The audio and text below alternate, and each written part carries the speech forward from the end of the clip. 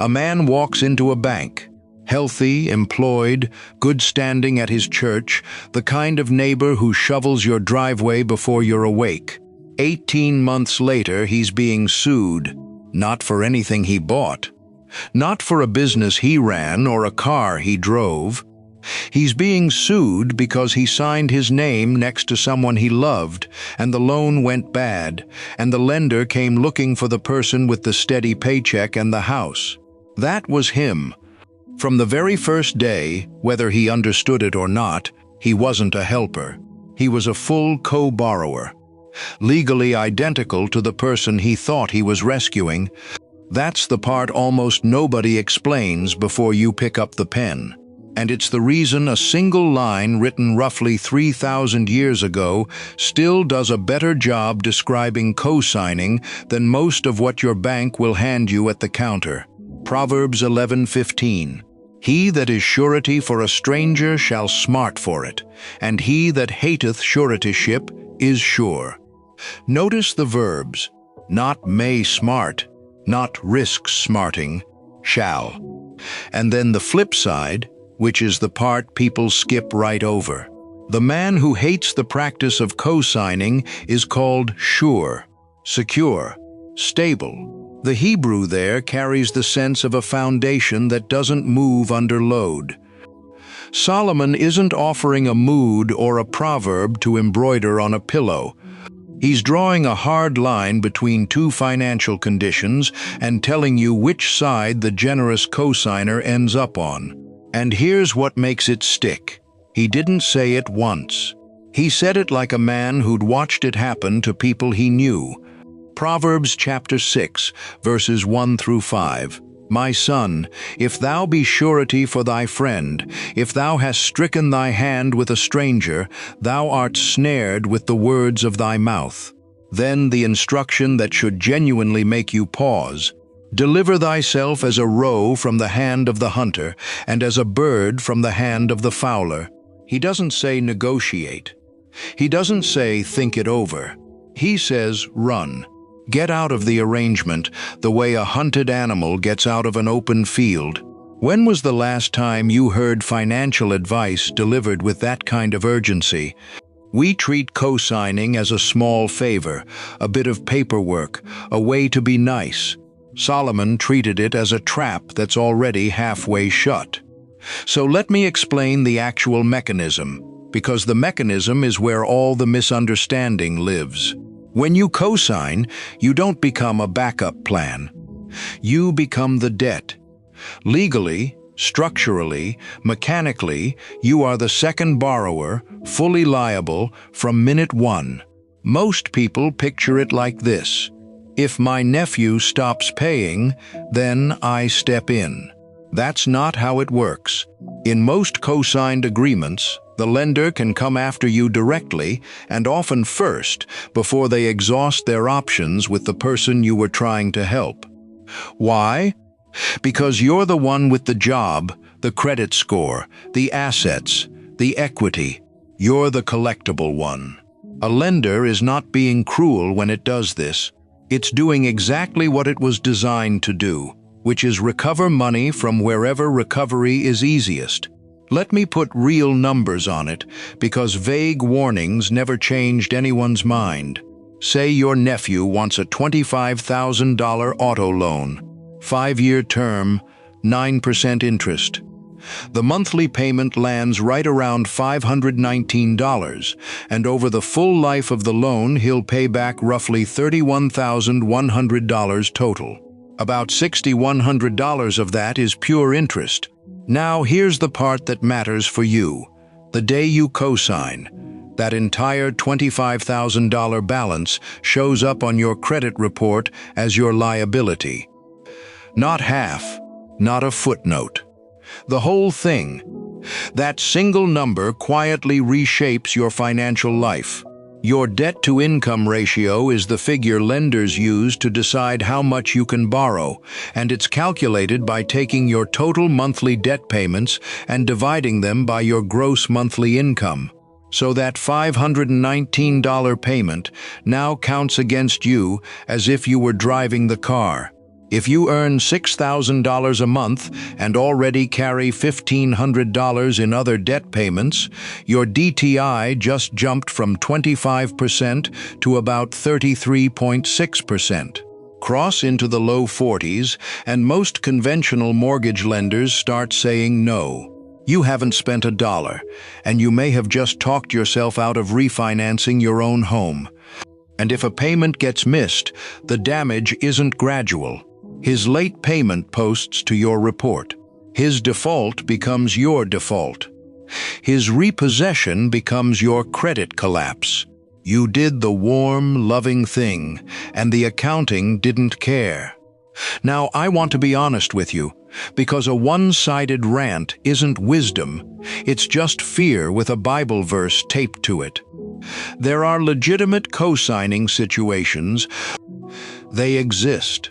A parent co-signing a first apartment for a responsible young adult who has income but no credit history yet, with a clear plan and a defined exit, can be a reasonable, loving decision. Same with a modest first car when the numbers are small enough that you could pay the whole thing off yourself without it wrecking you. The test isn't, do I love this person? The test is 3 questions. Can I comfortably absorb the entire debt if it goes bad, today, without borrowing to do it? Is there a real dated exit, like refinancing into the borrower's name once their credit is established? And is this person's failure to pay a matter of youth and thin credit rather than a pattern I keep hoping will change? If you can answer yes to all 3, and the total is something you'd survive losing outright, that's a very different animal from co-signing a $40,000 loan for someone the bank already declined. Solomon's warning is aimed at the second thing, not the first. Which brings us to the quiet fact underneath the whole ask. When someone asks you to co-sign, they're usually not asking you to trust them. They're asking a bank to trust them through you. The bank already ran the numbers. It looked at the income, the history, the reliability, and it said no, or not without a co-signer, which is the same no wearing a coat. The institution whose entire business is measuring exactly this risk has declined. And now you, with no underwriting department and a heart clouded by affection, are being asked to overrule the people who do this professionally, using your own future as the collateral. That's worth sitting with. It doesn't make the person bad. It just means the decision is not really about how much you love them. Here's where the tradition around this gets genuinely interesting, and I want to be careful and precise, because this isn't about any group being secretly clever. In Jewish legal tradition, the concept of the guarantor has a name, arev, and it's treated in the Talmud not as a poetic warning, but as an operational category, examined case by case, with real seriousness about who is liable and when. That's the difference. The text got studied as instruction rather than sentiment. When wisdom gets read line by line across generations as something you actually apply, it stops being inspiration and starts being reflex. The reflex it produces is simple. Don't attach your name to another person's debt when you can help in ways that can't destroy you. That's not a cultural secret. It's what happens when a warning gets taken literally for a long time. Quick pause. Drop your city in the comments. I genuinely want to see how far this idea travels, and I want you to be able to find the people reading it the way you are. One word. Then stay with me, because the next part is the piece almost nobody sees coming. The hardest thing about this teaching isn't the finance, it's the emotion. When your sister asks you to co-sign and you say no, something happens in the room that has nothing to do with money. She may hear rejection. She may hear, "You don't trust me." And you'll feel the pull to prove your love by signing. I want to reframe that moment, because I don't think guilt is the right tool here. This is not about who's a good person. It's about matching the size of your generosity to what you can actually afford to lose. A calm, informed no is not a failure of love. It's the thing that keeps you able to help this person and the next one for the next 20 years instead of drowning under one bad loan. Let me show you the whole difference in one comparison. A gift has a floor. The most it can cost you is the amount you gave. A cosignature has no floor.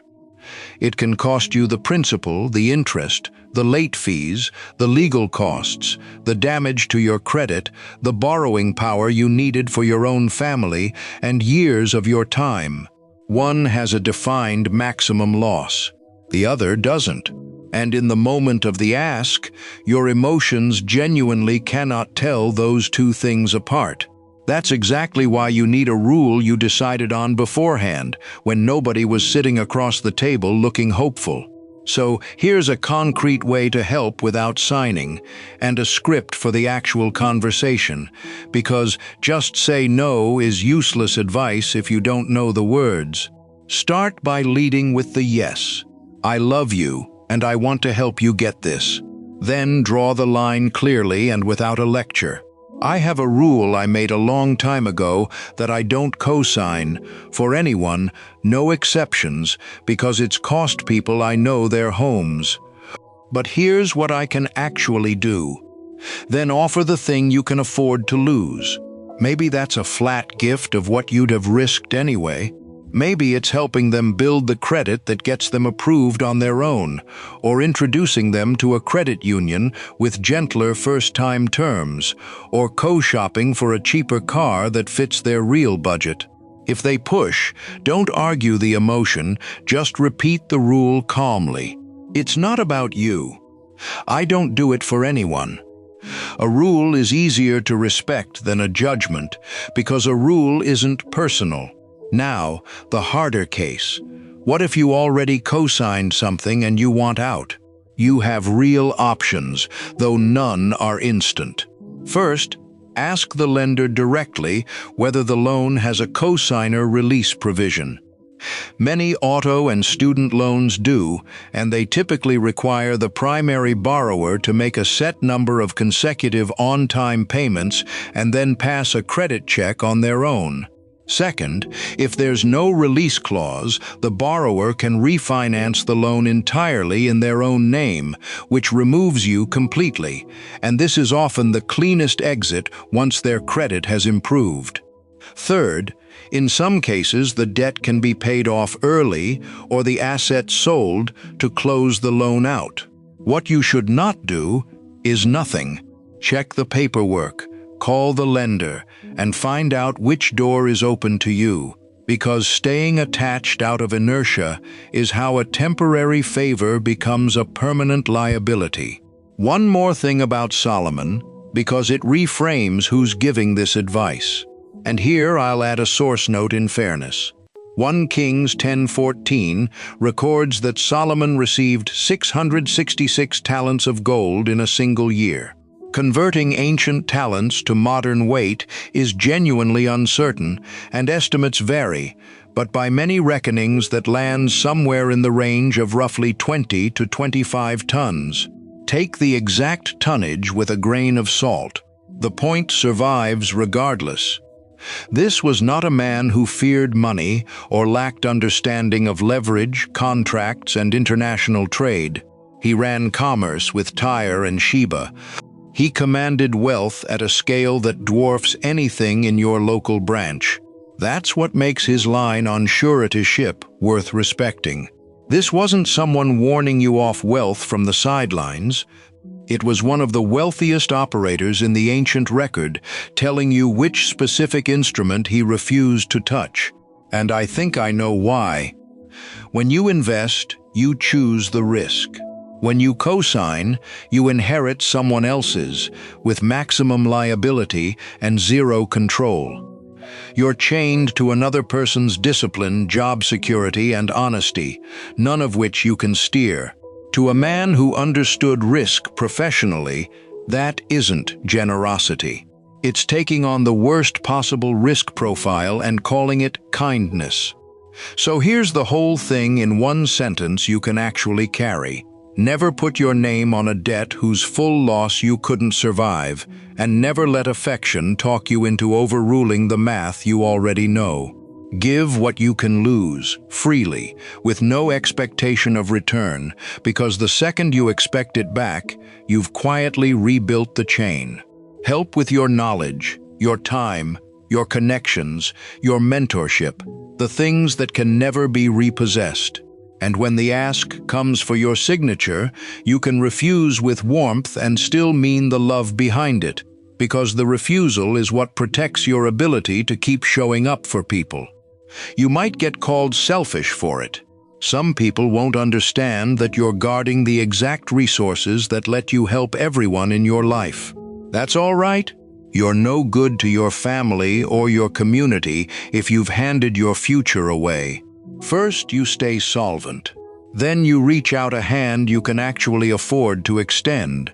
If a short prayer helps you hold the line, here's one, and take it or leave it. Father, give me wisdom to see the trap that wears the face of kindness, and courage to refuse it without letting my heart go cold. Teach me the difference between the gift I can afford and the debt I cannot survive. Where I've already signed, lead me out. Where I'm tempted, steady my hand. Let me build in freedom so I can give in abundance. Amen. And if you're navigating a real decision right now, a specific loan, a specific person, real numbers on the table, talk it through with a qualified financial advisor or a housing counselor before you sign anything. Wisdom that's 3,000 years old is a good compass. But your situation is yours, and it deserves a second set of eyes that knows the fine print. The teaching was always there, written down, plain, waiting. The only real question is whether you'll treat it as instruction or learn it the slow way, holding a bill for a life that was never yours to pay.